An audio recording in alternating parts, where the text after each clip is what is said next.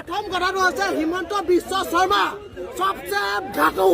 সি গোটেইখিনি লুকুৱাই ৰাখিছে আৰু লুকুৱাই থাকিব সি গম পাইছে তাক ঘৈণীয়েকো ফচিছে ফচাৰ কাৰণে সি এনেকুৱা অৱস্থা কৰি আছে জুবিনক এতিয়ালৈকে ন্যায় দিয়া নাই কিহৰ কাৰণে ন্যায় দিয়া নাই সি ইমান দিন হৈ গ'ল সি লুকুৱাই আছে কিহৰ কাৰণে সি সব কথাখিনি গম পায় টোটেলি কথা গম পায় এটা এটা শব্দ আৰু 2026 হিমন্ত বিশ্ব শৰ্মাৰ চৰকাৰ শেষ আৰু শেষ হ'ব লাগে আমাৰ অসমৰ পাব্লিক মুখ্য নহয় অভদ্ৰ নহয় সবে বুজি পায়